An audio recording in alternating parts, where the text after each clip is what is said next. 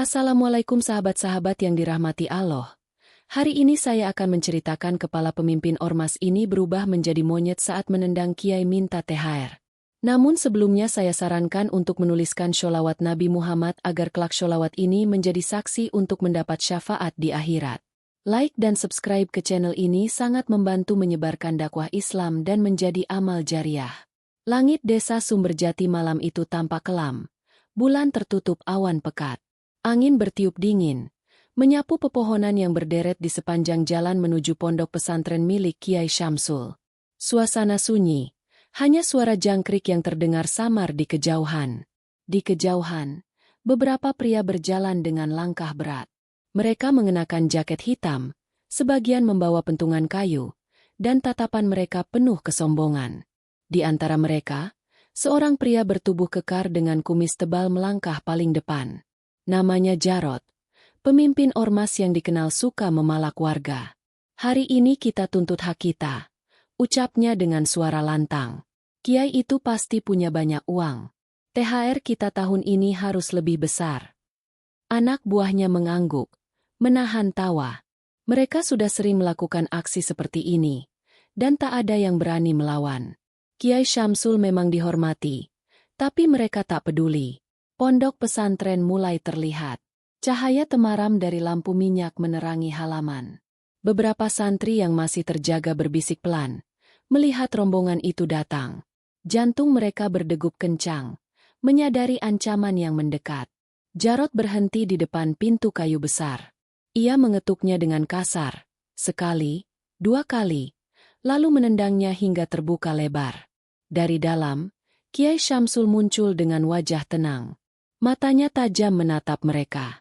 "Ada apa malam-malam begini?" Suara sang Kiai lembut, tapi penuh wibawa. Jarot tersenyum miring. "Kami mau THR. Kiai, jangan pelit. Kasih kami yang banyak, atau..." Udara malam semakin mencekam. Suasana berubah tegang.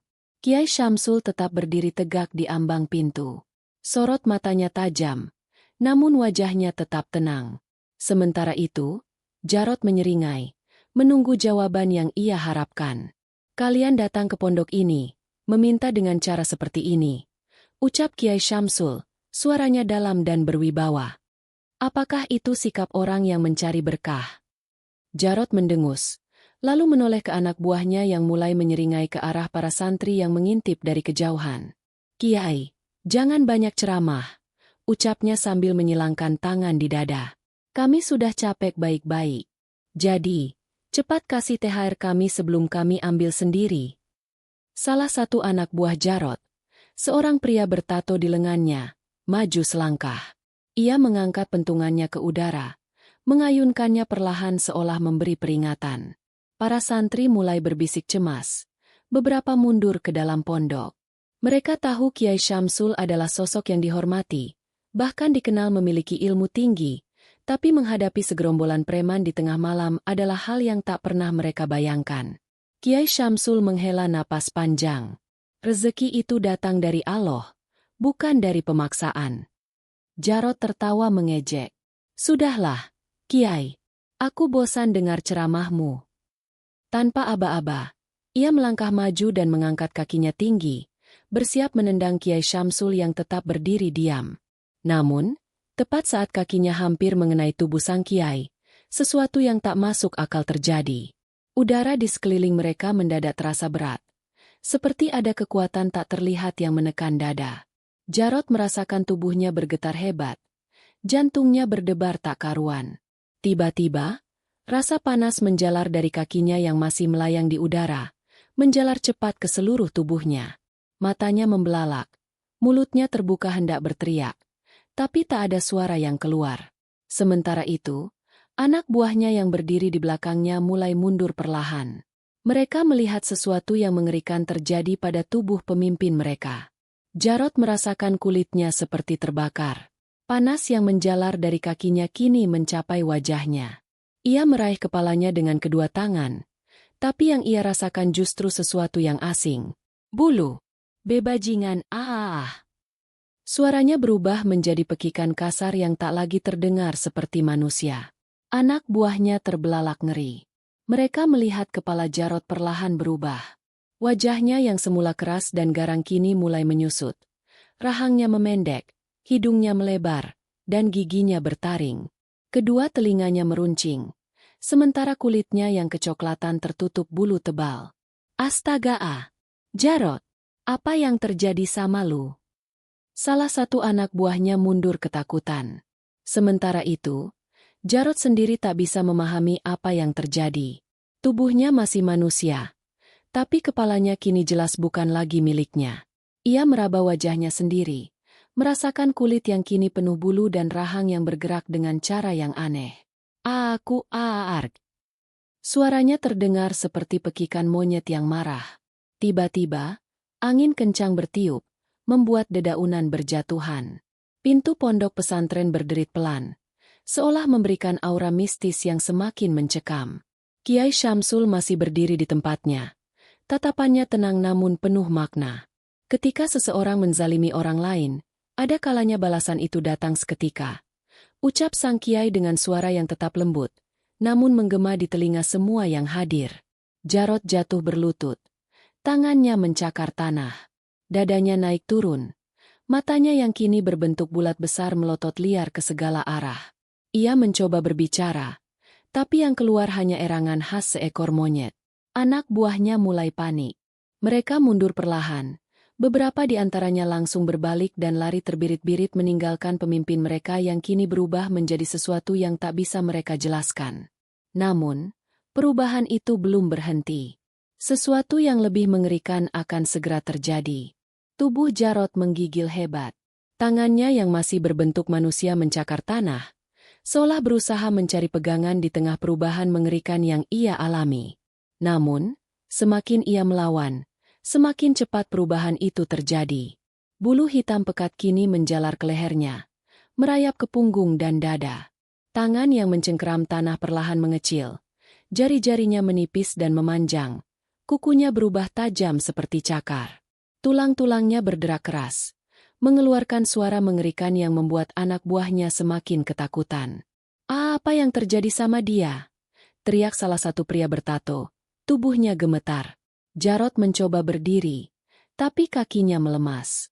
Ia merasakan tubuhnya semakin ringan, semakin lincah, namun dalam cara yang tak pernah ia inginkan. Ia membuka mulut untuk berteriak, tetapi yang keluar hanyalah pekikan nyaring khas seekor monyet. Kiai Syamsul tetap berdiri diam, tak bergeming sedikit pun. Tatapannya tajam, penuh ketenangan yang justru semakin membuat suasana mencekam. Para santri yang sejak tadi menyaksikan kejadian itu dari balik pintu kini menutup mulut mereka, takut mengeluarkan suara. Beberapa di antaranya mulai berdoa dalam hati, mengingat nama Allah berulang kali. Sementara itu, anak buah Jarod mulai kehilangan akal. Mereka yang tadinya berdiri tegap, kini saling dorong, mencoba menjauh dari pemimpin mereka sendiri. Jangan-jangan ini kutukan, seru salah satu dari mereka. Kita harus pergi dari sini. Namun, sebelum mereka sempat bergerak lebih jauh, sesuatu terjadi. Dengan gerakan cepat, tubuh Jarod melompat dari tanah. Ia berpegangan pada pagar kayu di samping pondok dengan lincah, lalu berayun ke atas dengan kecepatan yang tak masuk akal. Pekikannya menggema di seluruh desa, memecah keheningan malam. Santri-santri yang bersembunyi di dalam pondok semakin ketakutan. Beberapa di antara mereka menutup mata, tak sanggup melihat apa yang akan terjadi selanjutnya. Jarod kini bergelantungan di atas pagar, matanya merah menyala. Nafasnya memburu, tubuhnya yang kini hampir sepenuhnya berubah menjadi seekor monyet bergetar. Namun, sorot matanya masih menunjukkan sisa-sisa manusia yang tersiksa di dalamnya. Ia mencoba berbicara, mencoba meminta tolong. Tetapi tidak ada lagi suara manusia yang keluar dari mulutnya. Hanya jeritan liar yang semakin nyaring, memenuhi malam yang semakin mencekam. Jarod yang kini nyaris sepenuhnya menjadi seekor monyet mencengkeram pagar dengan erat. Matanya yang merah menyala menatap liar ke sekeliling. Ia masih bisa berpikir, masih bisa merasakan ketakutan yang luar biasa. Namun, tubuhnya tak lagi menuruti keinginannya. Panik, ia menggeram keras, lalu melompat ke atap pondok dengan lincah. Genting-genting berjatuhan saat cakarnya mencengkeram keras. Para santri yang melihatnya menjerit kecil. Sebagian bersembunyi di balik pintu. Astagfirullah, dia benar-benar berubah jadi monyet. Bisik salah satu santri dengan wajah pucat. Anak buah Jarot yang masih tersisa kini benar-benar ketakutan. Mereka mundur perlahan. Beberapa sudah berlari meninggalkan tempat itu. Tak ada lagi keberanian yang tersisa di wajah mereka. Dari atas atap, Jarot mengeluarkan pekikan panjang. Tangannya yang kini berbentuk cakar mencakar kepalanya sendiri, seolah ingin merobek kulitnya dan mengembalikan wujud aslinya. Tapi sia-sia. "Aak!" jeritannya menggema, terdengar seperti suara hewan yang kesakitan. Tiba-tiba, tubuhnya bergerak sendiri. Dengan lompatan cepat, ia turun dari atap dan mendarat di tengah halaman. Debu beterbangan, menciptakan suasana yang semakin mencekam. Santri-santri semakin mundur ke dalam pondok, sementara Kiai Syamsul tetap berdiri tegak. Wajahnya masih sama, tenang, tanpa sedikit pun ketakutan. Jarot menatap sang Kiai dengan mata merahnya. Ada kemarahan di sana, ada kepanikan, ada kesedihan yang bercampur menjadi satu. Ia ingin berbicara, ingin meminta pertolongan. Tapi mulutnya hanya mengeluarkan geraman dan pekikan tak beraturan. Lalu, sesuatu yang lebih mengerikan terjadi. Tubuhnya mulai bergerak sendiri, seperti ada kekuatan lain yang mengendalikan. Ia berlari cepat, mencakar tanah, lalu melompat ke dinding pondok dengan gerakan liar.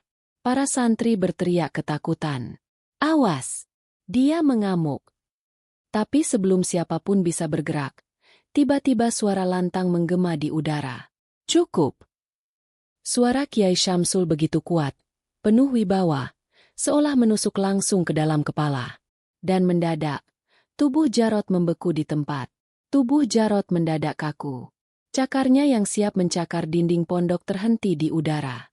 Matanya yang merah menyala membelalak, menatap lurus ke arah Kiai Syamsul.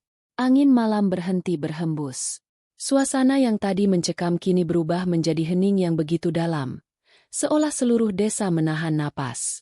Santri-santri yang tadinya bersembunyi mengintip dari balik pintu, melihat sesuatu yang tak mereka mengerti. Tubuh Jarot masih dalam posisi hendak menyerang, tapi tak bisa bergerak sedikit pun. "Aa!" Suara serak keluar dari mulutnya, bukan lagi pekikan monyet, tapi bukan pula suara manusia. Kiai Syamsul melangkah mendekat. Jubahnya berkibar pelan. Tatapan matanya masih sama, tenang, tapi penuh kewibawaan. Ketika seseorang berlaku zalim, dia telah menggali lubang untuk dirinya sendiri. Ucapnya pelan, tapi suaranya seakan menggema di seluruh halaman. Mata Jarot bergerak liar. Kakinya berusaha mundur, tapi seolah ada kekuatan tak terlihat yang menahannya di tempat. Nafasnya memburu. Dadanya naik turun dengan cepat. Ia merasakan ada sesuatu yang menekan tubuhnya, sesuatu yang jauh lebih besar dari dirinya. Kiai Syamsul mengangkat satu tangan. "Kembalilah pada fitrahmu, jika memang masih ada jalan." Tiba-tiba, tubuh Jarot mulai bergetar hebat. Bulu-bulu hitam yang menutupi tubuhnya bergetar seperti ditiup angin kencang.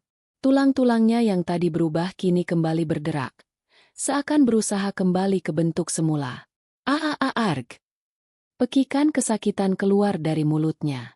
Santri-santri yang melihatnya terkejut. Beberapa dari mereka menutup mata, tak sanggup menyaksikan perubahan yang terjadi di depan mereka. Tubuh Jarot kini bergetar makin keras. Tangannya yang tadinya mencakar tanah perlahan kembali berbentuk jari manusia. Hidungnya yang tadinya melebar mulai mengecil. Matanya yang merah perlahan kembali seperti semula. Ia jatuh tersungkur ke tanah. Napasnya tersengal. Tubuhnya kini kembali seperti manusia. Namun, sesuatu masih belum beres. Jarot mendongak, menatap Kiai Syamsul dengan mata penuh ketakutan. Tapi ketika ia mencoba berbicara, yang keluar dari mulutnya hanya satu suara. "Uuk, uuk, uuk." Para santri membelalak. Wajah Jarot memang telah kembali seperti manusia. Tubuhnya pun begitu. Tapi suaranya, ia tak bisa lagi berbicara seperti manusia. Yang keluar dari mulutnya hanyalah suara monyet. Jarot terengah-engah. Tubuhnya masih bergetar hebat. Ia meraba wajahnya sendiri, memastikan bahwa kulitnya telah kembali seperti semula. Tangannya yang tadi berubah menjadi cakar kini kembali menjadi jemari manusia. Namun, saat ia membuka mulut untuk berbicara, uuk, uuk, uuk. Bukan suara manusia yang keluar, melainkan suara monyet yang serak dan menyedihkan. Mata Jarod membelalak. Ia mencoba lagi. Uuk, uuk. Wajahnya langsung pucat. Tangannya bergerak panik, mencengkeram lehernya sendiri. Ia mencoba berteriak, berusaha memanggil anak buahnya, tapi suara yang keluar tetap sama, pekikan khas seekor monyet. Anak buahnya yang masih tersisa di halaman pondok terdiam. Tubuh mereka gemetar ketakutan. Beberapa yang masih berani menatap Jarod kini mulai mundur perlahan. "Bang Jarod, suara lu!" Salah satu dari mereka berbisik dengan wajah ngeri. Jarod menoleh dengan tatapan liar, seolah meminta pertolongan.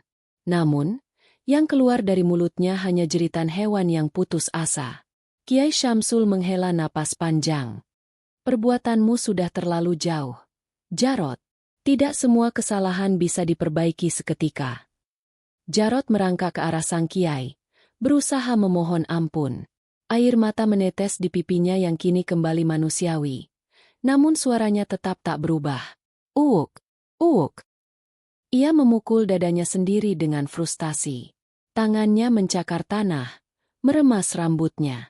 Baginya, lebih baik tubuhnya tetap menjadi monyet daripada harus hidup sebagai manusia dengan suara binatang. Anak buahnya yang lain tak sanggup lagi melihatnya. Mereka langsung berbalik dan berlari secepat mungkin meninggalkan pondok pesantren. Tidak ada yang mau terlibat lebih jauh dalam kutukan yang menimpa pemimpin mereka. Sementara itu, santri-santri masih berdiri dengan tubuh menegang. Tak ada yang berbicara, tak ada yang bergerak. Semua terpaku menyaksikan hukuman mengerikan yang menimpa pria yang baru saja menindas mereka. Jarod menatap Kiai Syamsul dengan mata penuh keputusasaan. Tapi sang kiai hanya menatapnya dalam diam, seolah memberi waktu bagi pria itu untuk menyadari kesalahannya sendiri. Dan di bawah cahaya bulan yang pucat, Jarod akhirnya sadar. Tidak ada lagi jalan kembali. Ia mencoba berteriak sekali lagi, namun tetap, uuk, uuk, uuk. Dan itulah satu-satunya suara yang akan ia miliki seumur hidupnya.